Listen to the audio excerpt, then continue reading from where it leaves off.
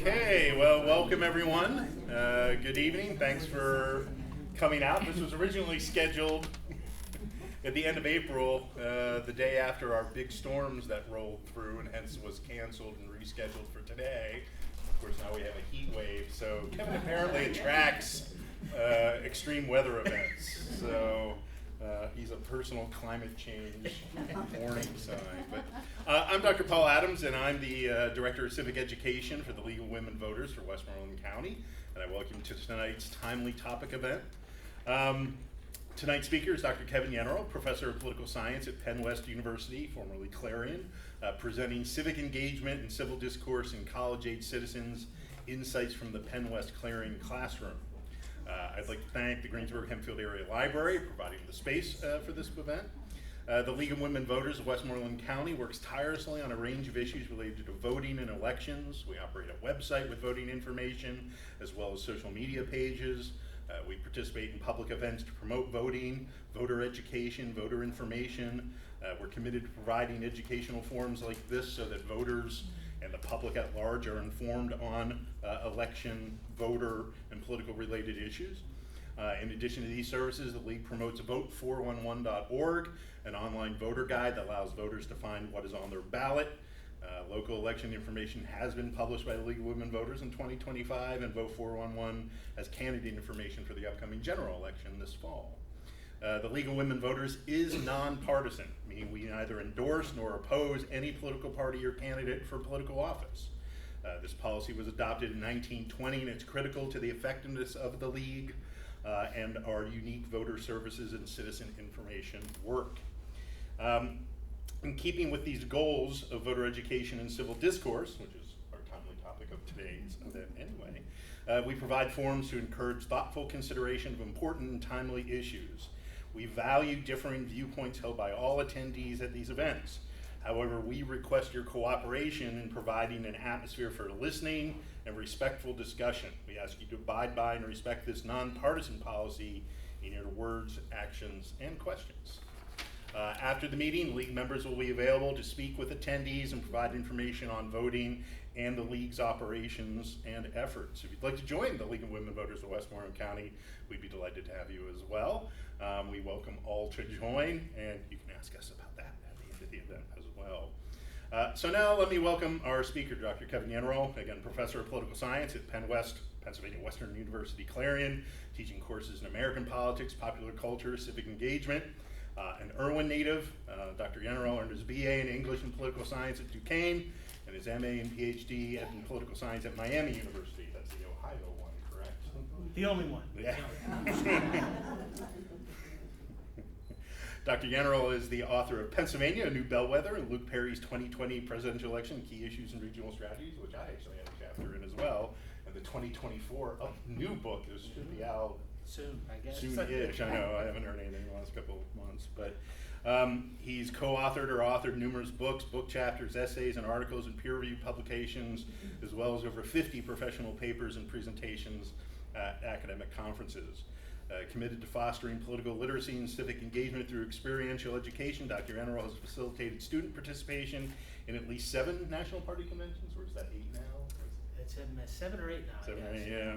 A presidential inauguration and 7 Inside Washington academic seminars. So please welcome Dr. Kevin Yenerall. Thank you, Dr. Adams, and it's a pleasure to be here. I hope that the extreme weather ends with this. So we had the horrible storms and no power at the end of April, now extreme heat, so I guess in January, February, don't ask, because then we'll have like a blizzard or something. But one quick point of personal privilege, it is great to be back in Westmoreland County. Grew up in Irwin, went to Norwin. My grandfather grew up on South Hamilton Avenue. His father came from southern Italy in 1909. My grandmother came from Bratislava, and they settled on South Hamilton Avenue. He sadly died in the first flu epidemic. And she raised 3 kids, and she raised a union laborer, my grandpap, a business person, my great Uncle John, and my Uncle Polly was in the Navy. So at any rate, and I went to Irwin, then went on to Duquesne, been at Clarion for 25 years, and For the last 20 years, my wife and I have been in Allegheny County, so we're as Western PA as it gets. So, first pair of glasses, Troutman's department store. And after my grandfather was union labor for 30 years at East Pittsburgh Westinghouse, he was a local committee person for one of the two parties, and as part of sort of his perk in retirement, he worked for Judge Marker, the late Charles Marker, as a tip staff for many years. So I love Greensburg, love the courthouse and everything else. So enough about that stuff. It's great to be here, and as Dr. Adams said, I teach American politics, civic engagement, parties, elections, and all of that stuff. I have an extremely low-tech outline up here, and I'll be scrolling my way through it. I will try to keep my comments to 25 minutes, 30 minutes tops, so then we can open up to all of you for questions. I did not include pictures, which when I send this document over to Dr. Adams, I will include some pictures of my students who have been at every Democratic and Republican convention since '04, except for obviously, the pandemic in 2020 when we had the virtual experiences. At any rate, so timely topics here: civic engagement and civil discourse in college-age citizens, insights from the PennWest-Clarion classroom. And so what I'm going to focus on today, some insights I've culled from over the last couple of decades on combating misinformation, also disinformation and apathy, and some tools that I've used in the classroom and in getting students to internships, fieldwork, and seminars, aka experiential learning, some tools I've used to foster critical thinking and productive political engagement. So, often people think Americans just aren't engaged and they don't read and they don't look into political matters. They actually do, it's just that it's often very unproductive, going down rabbit holes of sources that aren't really legitimate or that are overly biased or that are clickbait.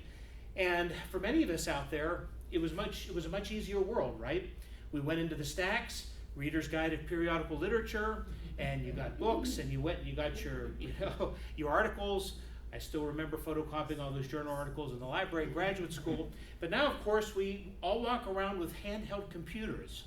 And you type a couple words in and bam, okay? And what comes up? Could be brilliant, could be accurate, could be nonsense, could be conspiracy. So in many ways, I also empathize with my students because we don't do a great job necessarily in covering civics and how to be productive in our political engagement. And so, if they've grown up just going to any site or any link that pops up, you can understand why folks don't necessarily have the best data and therefore are a bit misinformed. Okay, none of what I am going to talk about is a panacea. There's not an easy cure for all the ailments that we have to deal with, all the challenges to civic engagement, civil discourse. And I don't pretend that I've solved these problems. I have not. And however, I have found some things that have worked better than others, and I want to talk about those experiences here. So a few fundamental points about the myriad challenges to civic engagement and civil discourse. Our perilous present, news deserts, unproductive participation, and misinformation. Also disinformation, but as I cover in the first class, my first intro class, misinformation, right, that is spreading information that is not accurate. Disinformation gets into motive, right? You are deliberately spreading information that you know is wrong. Both are problems, but especially misinformation. The deleterious impact of disappearing local newspapers.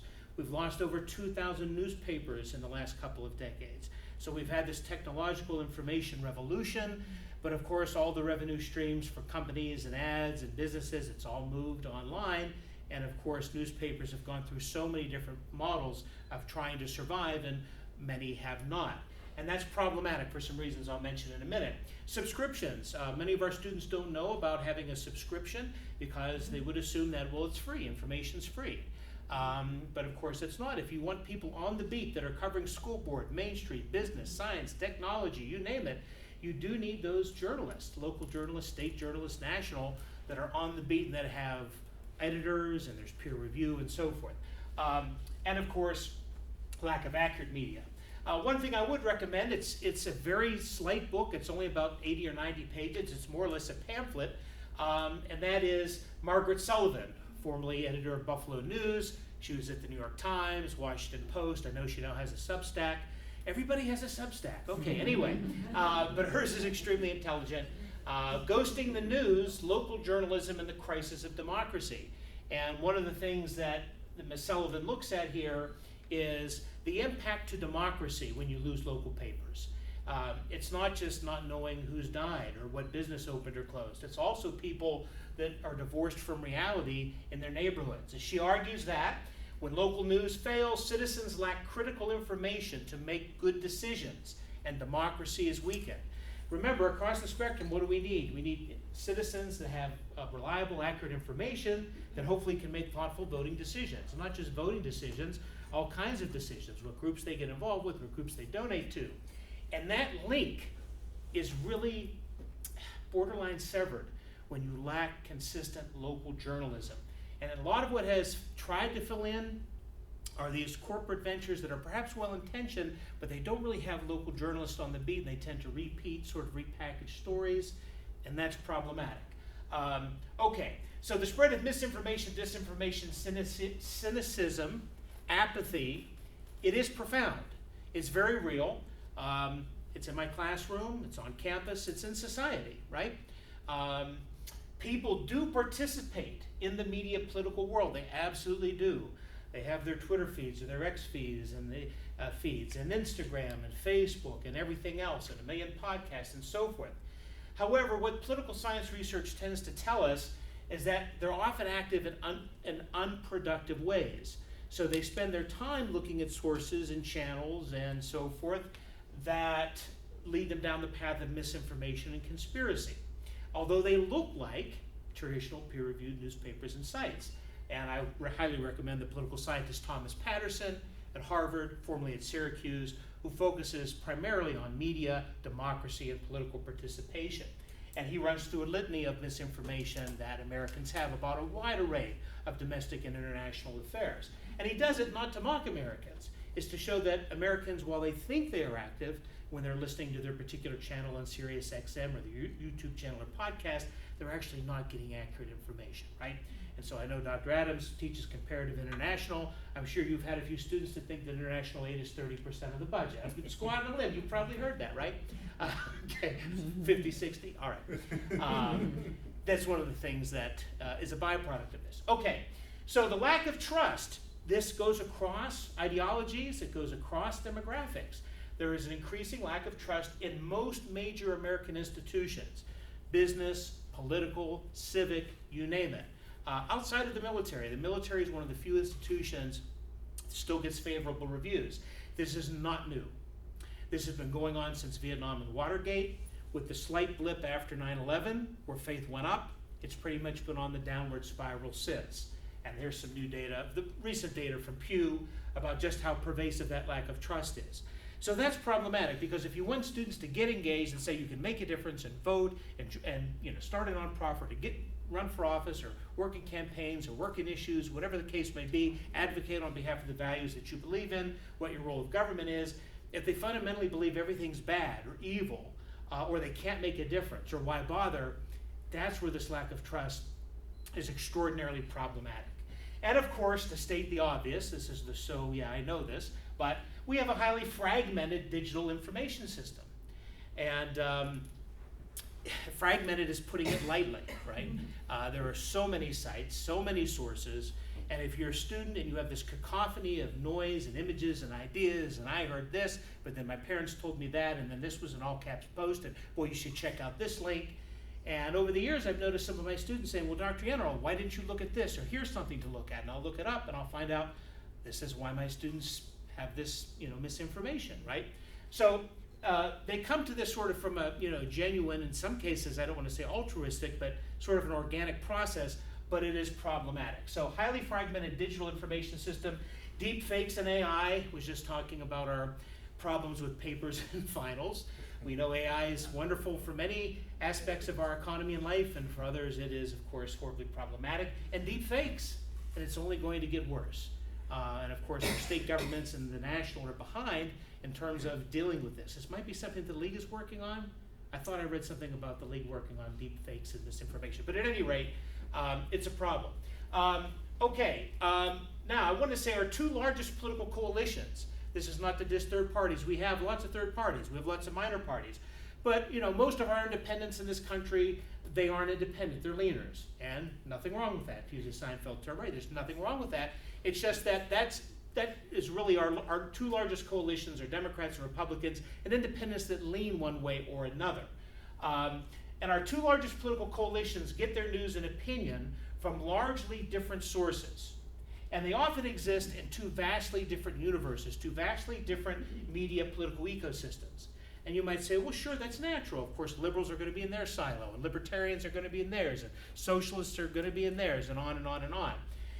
To some degree, yes, but it's quite different in terms of where one coalition tends to get their news in terms of how narrow it is, and where the other coalition tends to get theirs, and that feeds back to the lack of trust issue. But if you're wondering why do people come to the table with different essences, what they think are essences of the truth, it comes from these different political media ecosystems.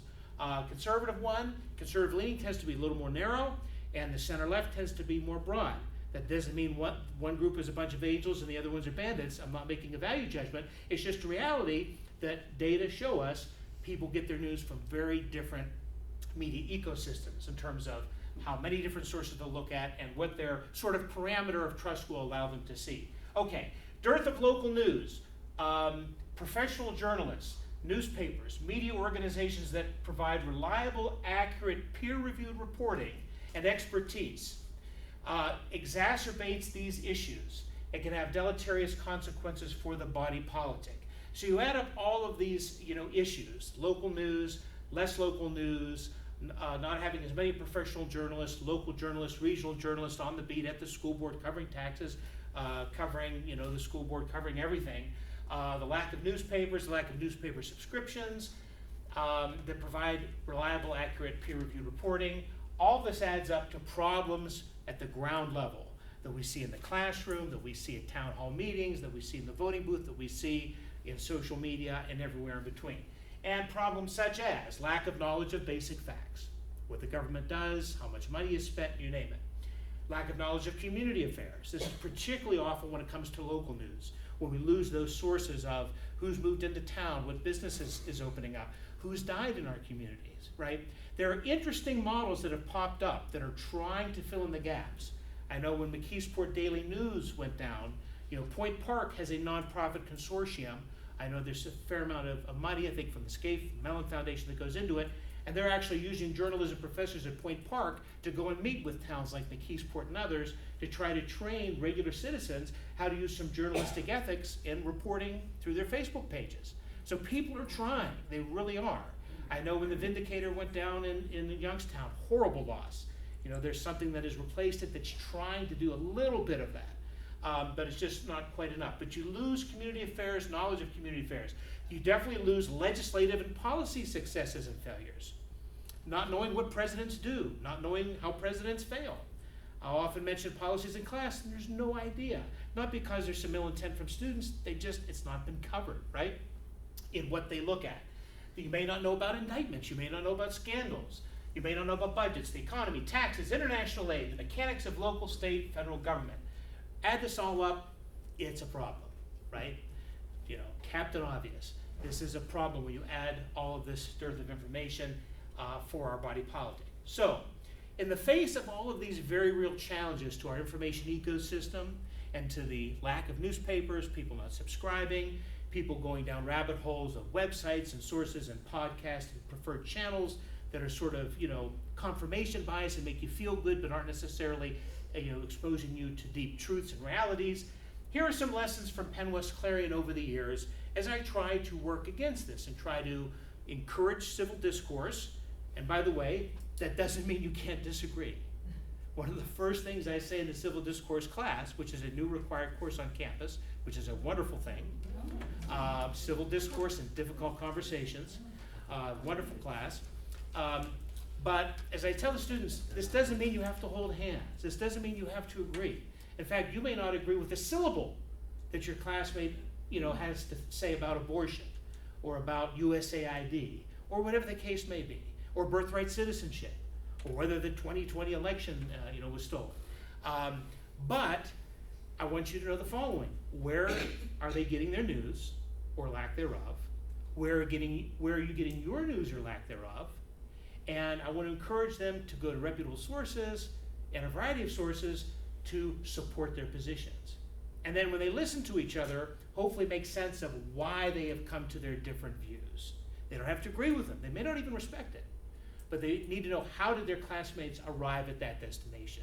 Because they didn't just wake up one morning and have this view on taxes, government, education, healthcare, the war in Ukraine and so forth. There's a pathway there. Okay, so some lessons. Here are some tools, however imperfect. Here are some tools to combat misinformation, disinformation, and apathy. And here are some tools to foster critical thinking and productive political engagement. One is experiential learning. Fancy word for do internships. Do short-term projects like field work. Work with a public interest group. Work with a union. Work with a business. Work on a campaign. Work with the League of Women Voters. Some of my best internships for my students at Clarion over the years have been with the League of Women Voters. Could be, an environmental group. It could be the Rotary. I mean, we could go on, but at any rate, direct engagement in the system. Business, nonprofit, politics, history, issue advocacy, state and local government. Dramatically unsexy, but so necessary. Understanding bureaucracy and committees and votes and so forth. All right. So get engaged, direct engagement in the political system to bridge the gap between theory and practice. So you read about it, the theory, and then you see what actually happens, the votes, the budgets, and so forth. How do you make connections between the two? And that's where the experiential learning is very important. Now, I don't mean you just jump into the deep side of the pool without having education and reading context before you go into those experiential learning opportunities. But if you give people the information, the raw materials that they need to understand institutions and governments and so forth, then yes, do try to get them connected to a law firm or the League of Women Voters or the Rotary, the Chamber of Commerce, or what have you. So experiential learning can take the form of the traditional internship over an entire semester. It can take the form of academic seminars. And now a group I've been involved with for the last 20 years is called the Washington Center. There's other groups just like them. There's the Institute of Experiential Learning, IEL. They do much the same thing. But the idea here is students that can't afford, either through time or money, 10 or 15 or 16 weeks, try to get them into an immersive experience of 3 to 7 days in Harrisburg, in DC, in Erie, in Philly, wherever, where you cover a specific topic in detail and expose them to policymakers, to research analysts, and on and on. And that can be an excellent immersion into a particular topic that can not only make them more educated about it, but also give them tools for a potential career. So there's the short-term academic seminars, and the Washington Center, for example, we've had inauguration seminars where students come to DC, and for a week they live and learn in the nation's capital. And we have academic seminars on the new Congress or the presidential inauguration. I took a student to the second inauguration of George W. Bush in 2005. And so you hear from White House press people, you hear from speechwriters, you hear from legislative liaisons, you hear from the Bipartisan Policy Center. So you're in DC among practitioners getting data and experience and doing site visits to various groups and elected officials. So that's an academic seminar. Field work would take the form of my conventions class that I'll talk about, and then of course your traditional internships, which are over a semester. So the idea here is put students in arenas where they can network. For a job, yes, absolutely for a job, but of course education is not only about paying the bills, it's teaching people how to be lifetime citizens, to participate in their communities as well. So yes, you want them to be able to pay the bills and have a job and be a lawyer, an accountant, and so forth, but you also want to teach the tools of citizenship, which is a lifetime. And their job may change 2 to 3 or 10 times, as we know from our really competitive, hyper-diverse economic realities. Okay, so put students in arenas where they can network, learn, dialogue. You have to talk with others that may not think the same as you, or look the same as you, or pray the same as you, okay? So put them in these different arenas. They can dialogue, network, learn, build interpersonal skills. And that, I find experiential learning absolutely essential. Not just the job part, but being a lifetime citizen. Provide content and context via required newspaper subscriptions. So I guess I'm a bit of an old fuddy-duddy and weirdo in this way, but yes, I do require in some classes students get a subscription so that they get to know these reporters that are on specific beats, that have a degree of expertise. There are people that are experts. They're imperfect, they make mistakes, and then you find the corrections, okay? But getting a newspaper subscription to read about a topic throughout a semester. So cumulative learning, right, throughout the term by reading the reporters on the beat that are experts. Access to reliable sources, professional journalists and media outlets for more informed, productive engagement. This includes, and this is not, there's so many more, but this is just a snapshot. New York Times, Washington Post, the Wall Street Journal, Philadelphia Inquirer, and on and on. Topical podcasts that are what? That are tethered to professional journalists. So not all podcasts are equal. We have about 10 million of them. Maybe all of you have a podcast. Everyone's got a podcast. Nothing wrong with that. But try to steer folks in the direction of podcasts that are anchored by journalists that have a degree of experience, expertise in their fields. Topical podcasts and programs from these organizations and their beat journalists. So if you're studying voting rights, why don't you read the reporter that's been covering voting rights in the states and laws for the last 6 months or 16 years? All right, if you're going into the situation in Iran right now, you want to probably read Thomas Sanger, right, in the New York Times, and on and on. Okay, if you're looking for some news reports, I know students really are, and many of you probably don't maybe sit down and watch the news anymore at nighttime, but if you're looking for some reports on topical issues that are quality, that provide context and not just sound bites, a couple of them would include PBS NewsHour in the evening.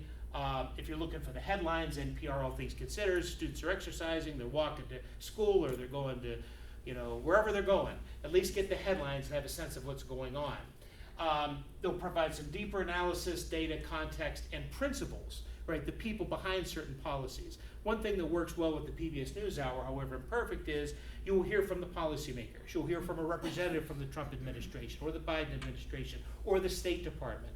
And you are not going to have maybe a 5-second or 8-second soundbite, but an entire section of a speech, and then people talking about what that speech means and why it matters.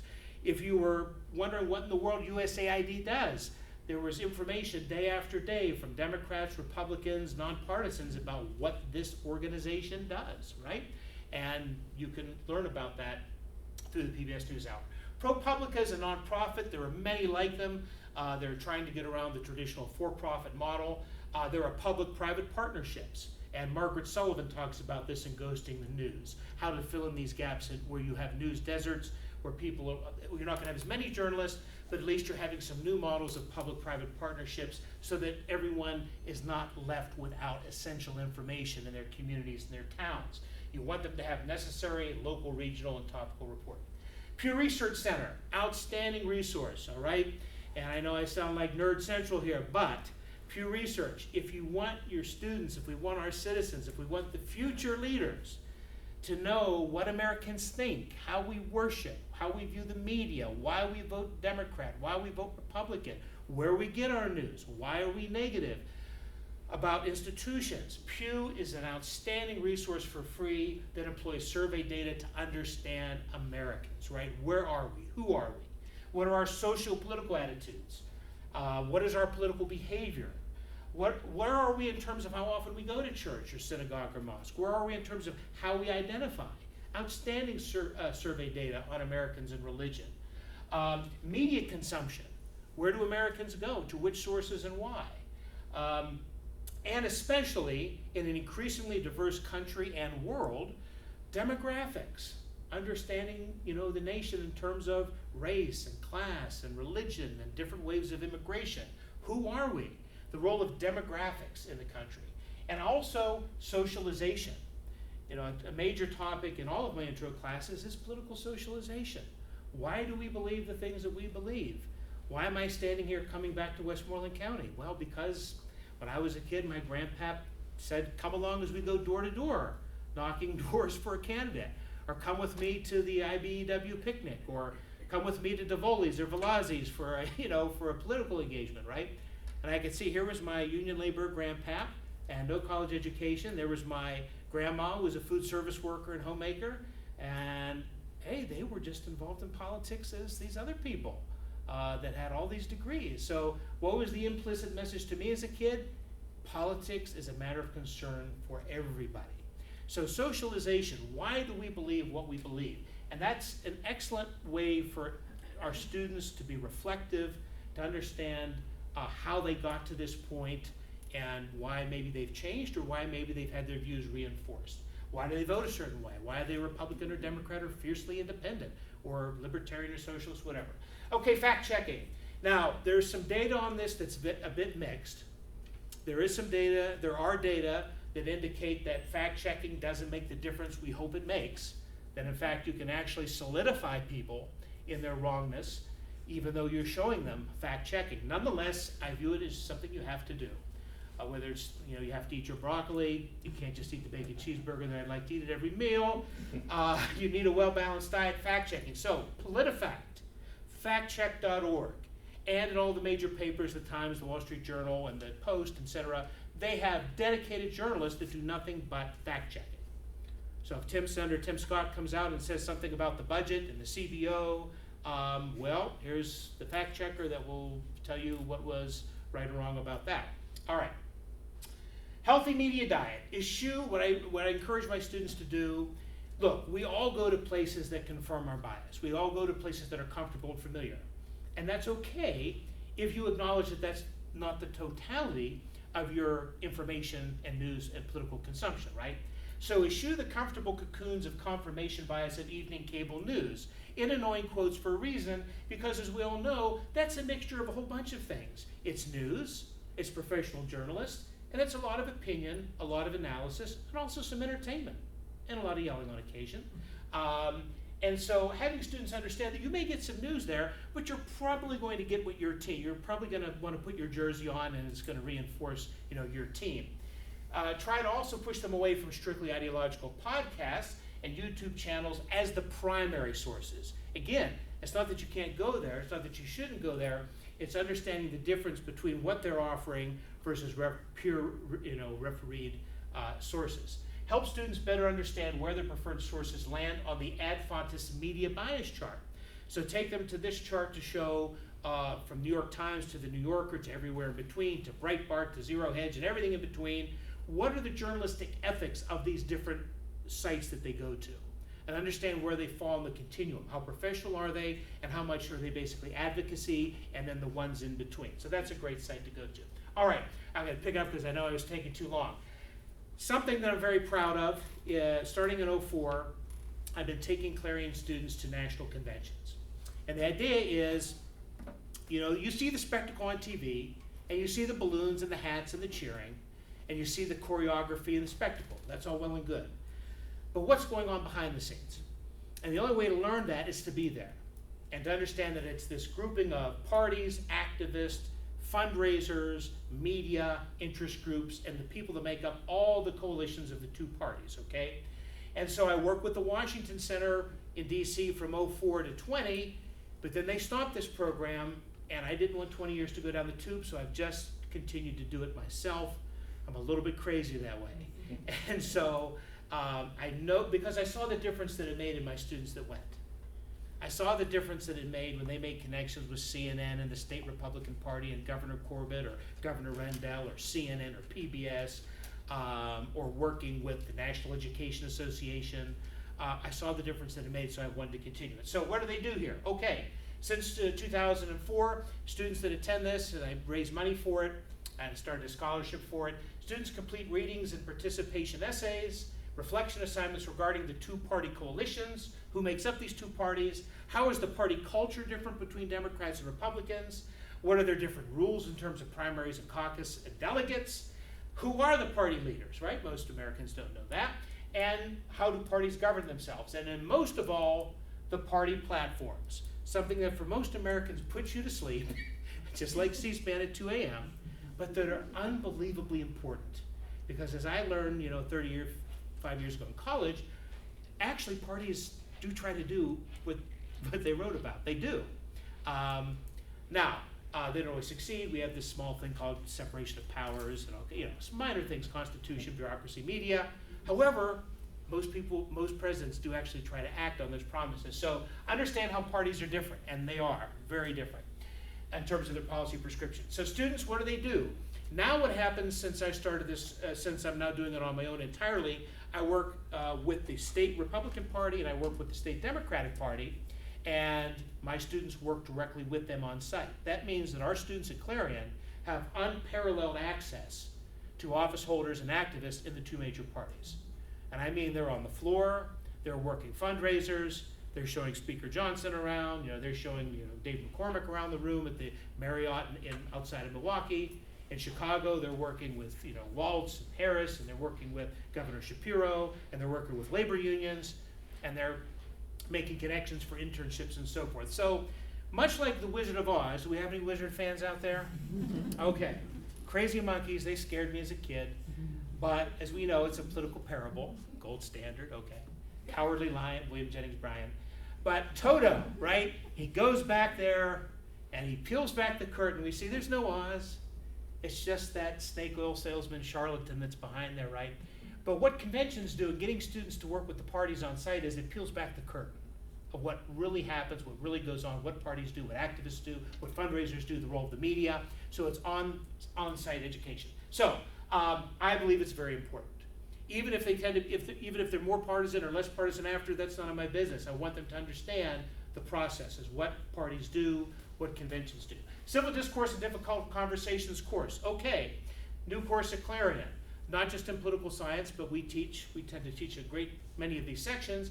What do? Employ current events, newspaper articles, survey data, and I use documentaries. Thank you, PBS American Experience and Frontline and so forth, but documentaries and news reports to address political issues. So you literally rip stories out of the headlines. Some of them are very controversial. Are you going to have some blowback? Probably. But if you teach it in a fair way, if you expose students to legit resources, and you ask them to support their positions with evidence, you're on the right track. So, what do students do in this class?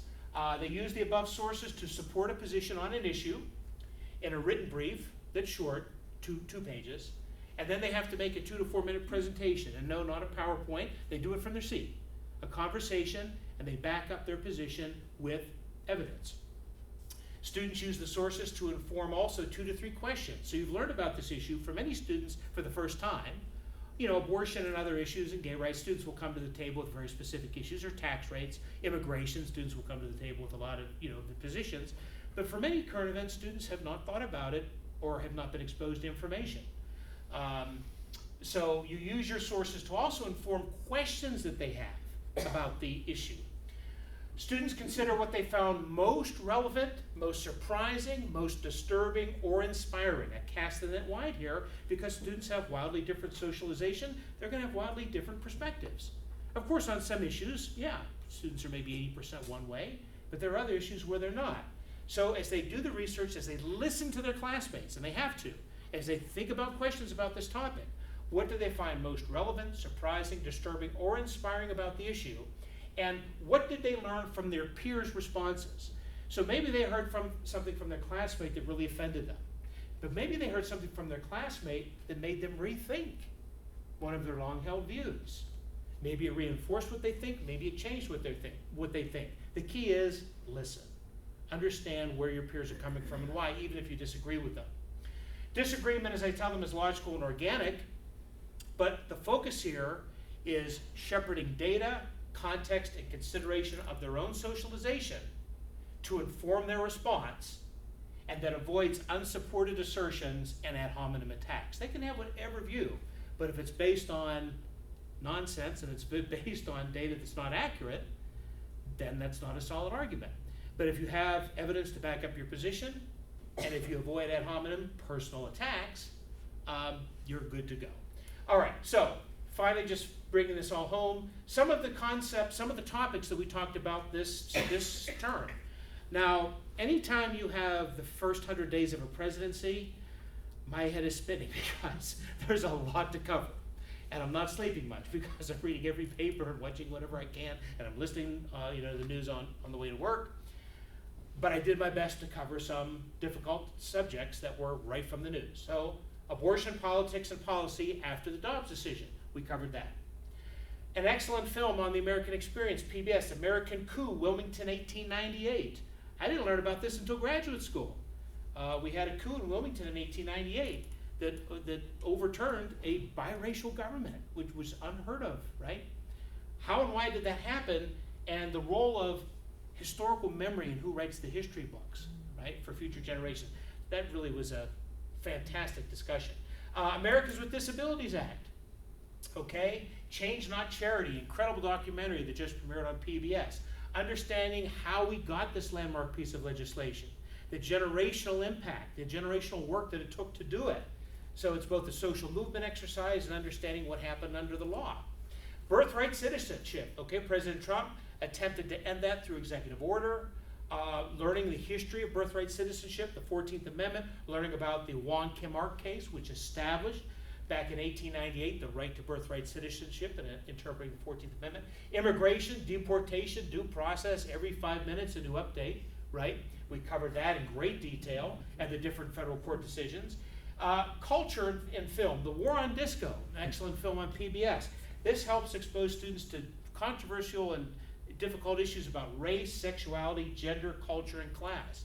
You know, if you're interested in our current culture wars, one thing you could look at is Disco Demolition Derby Night 1979 in Chicago. This is where a lot of this, you know, this didn't just start overnight. So all kinds of things happening here. President Trump's executive order banning transgender troops, that was a really fantastic discussion and went in directions in agreement that I didn't anticipate. USAID, of course, the history of international aid, the purpose, the impact, President Trump's dismantling of it via executive order.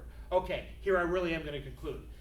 So, bringing all back home from the 20 years doing the internships, student internships, also field work at the 2 conventions. Now our students work directly with the 2 state parties, and I'm very grateful for that relationship with the 2 state parties that affords our students this opportunity.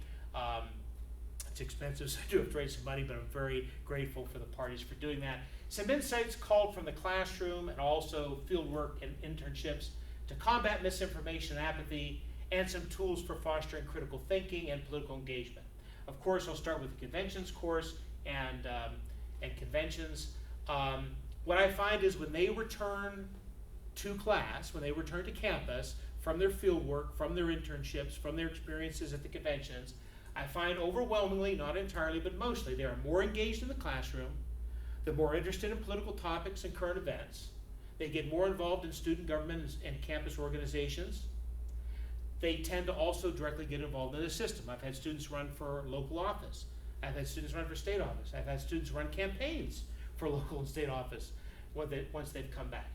I've had them volunteer and work for advocacy groups on the conservative side, on the liberal side, on the moderate side, work in nonprofits, work in political parties. Why?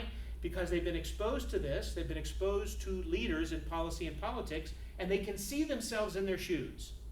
They can see themselves in their shoes, whereas just in the classroom, they can't. Increased awareness of institutions, demographics, data, and trends.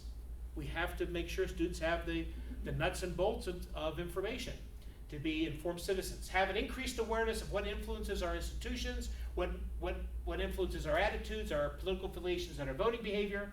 They have an increased confidence to contribute in politics and the system. Other lessons in the classroom advocate for the following things: more healthy, balanced media diets, advocate for more politics, government, and civics, more current events, more conversations, more debates, not less. One of the first things I ask my students to do, I'll put on the board and I say, what is politics? What is a one word or a one phrase or a one sentence reaction to the word politics? Keep it rated PG-13, okay? So, and that's revealing, because just the word politics elicits this sort of spit the word out, and yet it's the process by how we allocate funds and make decisions and decide out what textbooks get used and if we hire teachers and where our priorities are. So more politics, right? What was that line from the Supreme Court? Was it Brandeis, right? You need more speech, not less. We need more politics, more government, more civics. Not a dirty word. Periodic timeouts. We need to listen to this. I need to listen to this. This isn't just medicine for my students, believe me. Take periodic timeouts from the constant information rush, from the doom scroll, no matter what your politics, no matter what your ideology, because we do see some very disturbing data on mental illness and conspiracy. with particularly being there 24/7, 365 days. So periodic timeouts from technology, social media, sites, and sources to reduce the rabbit holes of misinformation, disinformation, to reduce isolation, anger, depression, and conspiracy. So this is what I've learned. It's imperfect, it's not a panacea, but I think these are very logical tools to help our students be more civil and to be engaged in politics. And I'm happy to take your questions. Sorry I went on too long.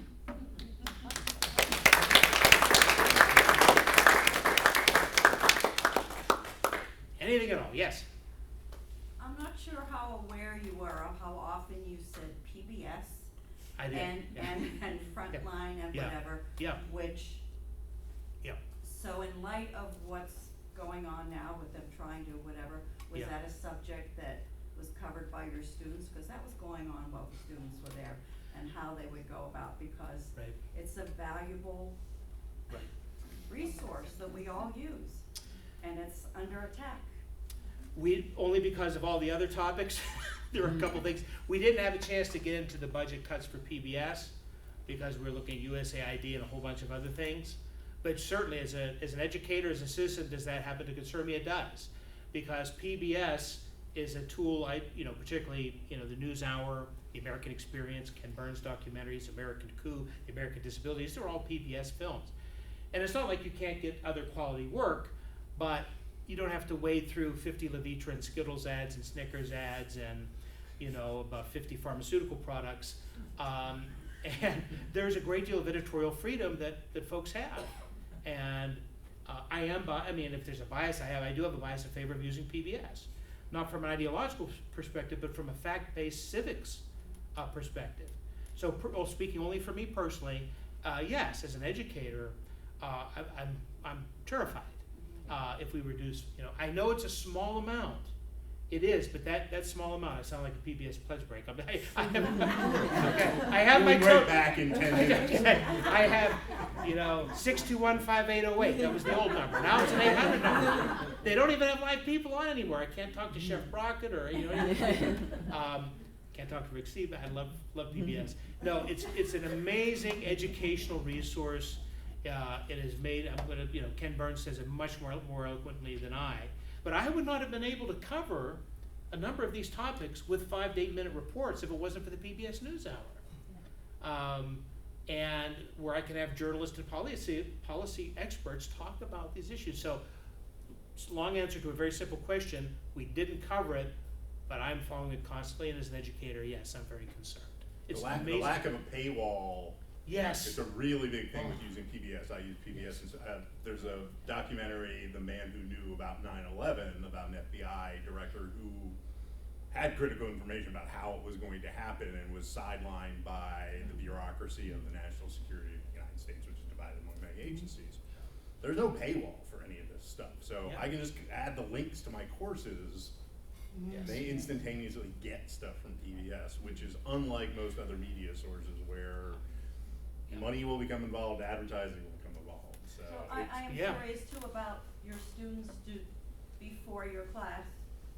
They watched it. Was this one of their no? Almost none of them. Yeah. Oh, that's scary. Yeah, and that's true for, aside from a few poli-sci majors and maybe a couple history and sociology majors, but by and large, when I ask students the question, where do you get your news? The answer is not a specific source or site or newspaper. It's a platform. Twitter, TikTok, number one by far for younger folks. TikTok, Instagram, X, formerly Twitter, and when the wealthiest person in the world owns a platform that's affiliated with one person, that's sort of problematic, in terms of the information you get. So I have to just piggyback on what Dr. Adams said there. Yeah, the lack of paywall is very important, and not having to sift through 4 minutes of ads, and its quality. But if you had to sift through the ads and so forth, and it wasn't quality, and there wasn't context and data, I wouldn't use it. Context and data are just essential because students come to the table, often through no fault of their own, completely absent that. Great question. Yep. Thank you. Hi, my name's Ava. I'm a political science student at Northeastern. Yes. So I have a lot of experience with these things, but a lot of my friends sadly don't. And a lot of Northeastern is a very, very liberal school. And so while a lot of my very close friends share similar views as me, they're terrified to talk about politics with me. And it's very disheartening for me. I'm also in my school newspaper. And so a lot of these things come up a lot in my day-to-day life. And I constantly want to talk about them because when you're a political science student, you live it, you know? And I just think that for my generation, you were talking a lot about, you know, the constant news. I think that a lot of students are so burnt out from the news and from life and from school and from everything. I think we do way too much. And I just was wondering if you had any kind of advice on that. And I think that it leads to a lot of students like believing in fear mongering and very susceptible to fear mongering due to their lack of understanding and like history. And I think that like no matter what side you're on, you just don't understand that like these things happen in like democratic institutions, and that doesn't mean it's failing. It just means we have to work harder. It's a complex world. Exactly. So I was just wondering what you thought about that kind of like burnout piece and how you know you kind of have seen that. It's absolutely real. First of all, it's a burnout, and for other students, it's politics is evil. Politics is garbage. Politics is stress. Politics is people yelling at each other. You can't trust a politician. Well, you can trust every business person. You can trust. But you know, it's hard to make that a selling point, but it's true. You know, there are many people involved in politics or government, and you're going to find some bad folks. And there's a lot of people involved in business and nonprofits. You're going to find some unethical folks. But yes, it is a perpetual problem to try to get students out of the doom loop, to care, and to have open discussion when you're going to have disagreements, right? That's why the class is called not just civil discourse, but difficult conversations. I didn't expect, when I pulled the transgender ban troops, the ban on transgender troops out because a couple students mentioned to me, hey, have you thought about bringing that up? I said, okay, but you have to read the actual executive order. You have to have the original source document, and then we'll also have some context with news and interviews with transgender troops and people from the Defense Department, but they actually had to read the executive order, which for many students blew their minds. And what I mean by that is the tone and the content was what a lot of them did not expect, even though they were strong supporters, many of my students, for President Trump. It was 99% disagreement on that issue in my class against it. But yes, it is a problem. Some students are fearful, whether they're coming from the right or the left, from expressing a view. I make very clear, this is a free speech zone here, but it's not a respect-free zone. So if ad hominem attacks and personal attacks, you can say, I totally disagree with everything you had to say.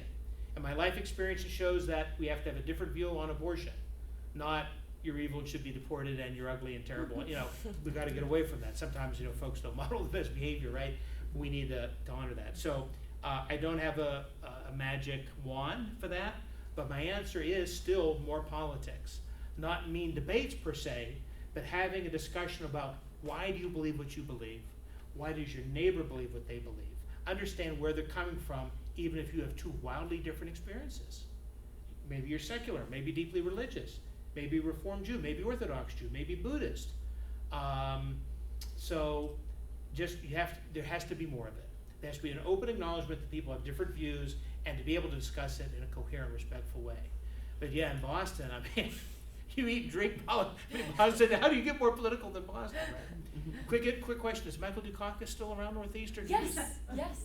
He gave to the scholarship for my students. Oh wow, I think he actually he was in one of my classes actually. He's a part of the department, so. Quick interjection, regardless of whether you remember 1988 or not, or whether you agree with Michael Dukakis, this is not a political thing. There is a man who believes in civic engagement. What is he? He's 91 now, I think? Or no, he's born in 28. Yeah. He really believes in civic engagement. I mean, he'll sit and talk with you for an hour on Amtrak. I mean, and really bored one of my students. He was one of the first people that gave the scholarship. I just wrote him a letter because he spoke to my students in 2004 in Boston, and it didn't matter that it went to Democrats or Republicans. He believes in civic engagement. So, okay, yes. Are your students choosing their internships, or are they assigned those internships? Great question. Both. It depends on the major. So if they're coming in, if they're education and I think speech path, a number of those majors it's written in. For political science, it's wide open. It's basically what do my colleagues and I recommend? You know, does the League of Women Voters come to us and say, hey, we'd love to have a student? Does Next Gen Climate come to us and say, hey, or the local Republican Party or Democratic Party or commissioner candidate come and say, hey, I'd love to have a student if they're interested. So at my level, political science, it's all the professors doing the work, trying to find spots. For the other majors that have many more majors, that have many more students, a lot of it is set in stone, right? That there'll be 2 or 3 organizations and you're definitely gonna be going to one of them. It all depends on the major. For us, it's just, hey, use your contacts to try to find students a place. And sometimes you'll have really amazing students that make their own connections. I have a student in Newcastle, Lawrence County. She's working with the library there.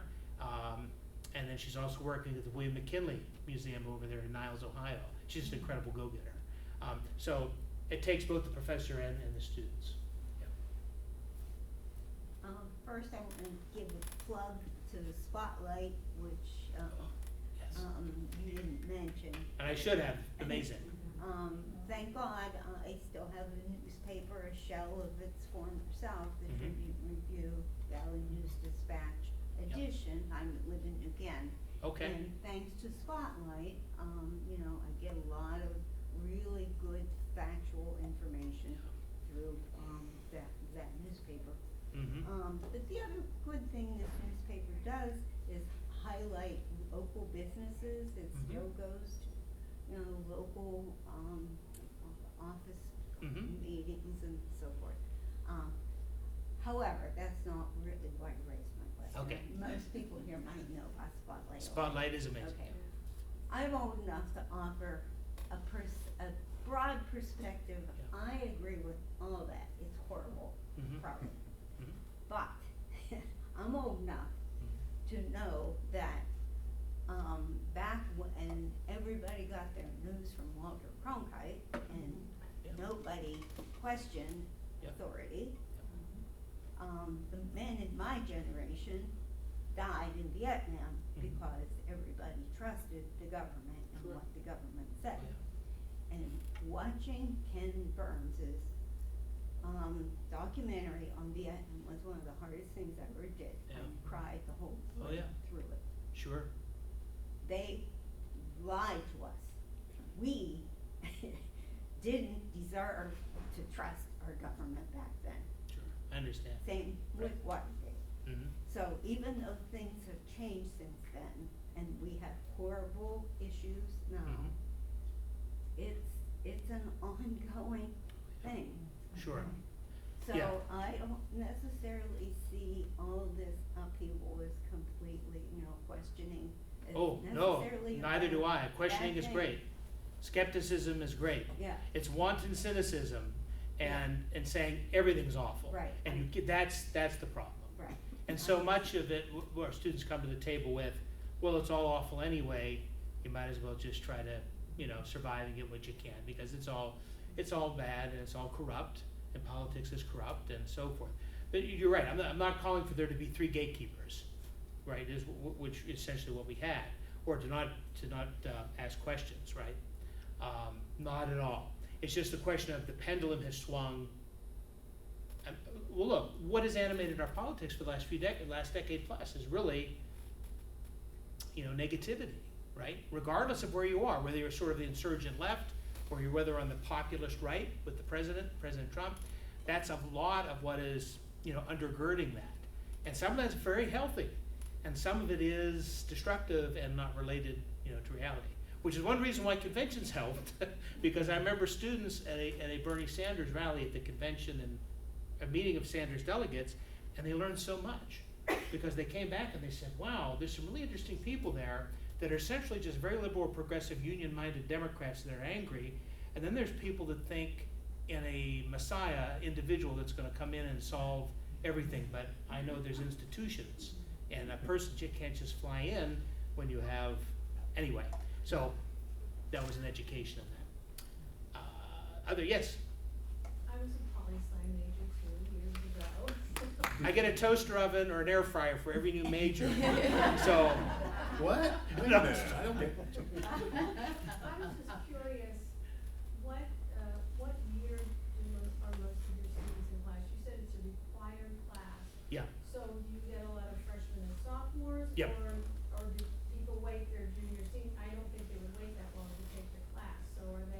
It's mostly freshmen and sophomores, first and second year. This is a new part of the curriculum. We're only a couple years into it. This is something I actually, I really agree with, agree with this kind of a course, and it's not all just, taught by political scientists. It's by and large first and second year. Well, and I wondered if yeah. if this is something that we could ever take down to the high school level, or because that's Mhm. public education, there would be too many people that would fret about their children being in that kind of Yeah. environment. Well, it all depends, if you're university, if there's dual enrollment in your community, if there are dual enrollment programs where they can get college credit, that would be a wonderful opportunity. I know many high schools, I've talked to some of my students that have gone to well-funded high schools, and they have AP, and they've had problems of democracy, which is sort of a version of this. But most of my students don't. We still have a tremendous amount of first gen and working class rural and urban students. And this kind of exposure is very helpful. Hempfield does have a course, Project 18, which many people may know about, which has been being taught since the early 1970s and is a civic and civic engagement course. I'm an alumni of that course. It's very similar in that it forces students to kind of learn local state government interactions, and then they actually have to go out and do public service contributions. They have to go. Is that a required class? It's not a required class, but there were only 2 sections when I took it. There's now 4 sections in Hempfield, so a lot of, there were 5 just last year, but now they're down to 4. But No, that's good, that's great. Yes? Lisa Minor, Anderson German. Right. I was stunned when the Secretary of Homeland Security had no idea what habeas corpus is. Did she sleep through high school civics and history? Is that what we're seeing now? Yeah, I can't comment on Secretary Noem or Governor Noem. I don't want to be disappeared after. But no, I mean, The governor of the state, I was stunned. Yeah, I mean, there's certainly civics across the board is something that we need to do a much better job of. I mean, I'm preaching to the choir in many ways, but I love STEM. It's wonderful, but we need a civic STEM. We need a civic STEM and a government STEM, and also maybe just a political participation STEM. Because students would be surprised how remarkably, as I said, I hate to use this word, but unsexy and bureaucratic so much of government is. But it also has to be done. Those bills going through committee, and it's this o'clock I have to meet with this interest group, and it's this o'clock I have to raise some money, and it's this o'clock, or here's the Rotary or the Chamber, or here's the Service Employees International Union, or I mean I could keep going. Here's a public safety concern, or our local we need a new cruiser for our police department. You know what? Our first responders, they need a truck. So I mean, that would help for students to understand. While we're talking about these national policies and there's ideology and there's emotion and there's all of that, it's also just incredibly important for the functioning of the society, the allocation of resources and public safety and education and healthcare and farm and PACE program. I could keep going on, but I just remember when I was a youngster and I had an internship with the State House, and it was unbelievably revelatory because until that time I was exposed to Westmoreland County. My representative was State Representative Kukovic. I know Alan is still around. And so that was my vantage point for representatives and what they do and how they act. And then I had someone who was not Representative Kukovic that I interned with, and it was a great eye-opener. Number one, in terms of what people do in their offices, how you have to talk to people, how you have to put them in touch with bureaucracies that will help them, and services and solving their problems, but also how vastly different the members are. I don't just mean their politics and ideology and party, I mean their styles, what they think about government, why they're involved. And so that's yet another of the myriad reasons why students should get engaged and have an experience with borough council. I have a student that's interning with the Clarion mayor right now, local governance, right? And so they may come out of that and decide, oh, this isn't for me. Well, that's fine too, that's education, right? But at least they'll have a sense of what mayors and councils do, or what county commissioners do, and where your money comes from, and what you can or can't do. Time for a couple more, or At are we done? Greensburg, I've overseen a lot of internships. Somebody just completed one in the fall for Greensburg's redevelopment authority, county commissioner's office, county offices, law firms, Yeah. a wide range of things. And they always come out of that either knowing, wow, I'm really excited about doing this now, or, okay, now I know I don't want to do this now. It's like, okay, Yeah. Probably my most successful intern was one that went to Harrisburg a couple of times, and he's now our lieutenant governor, so that was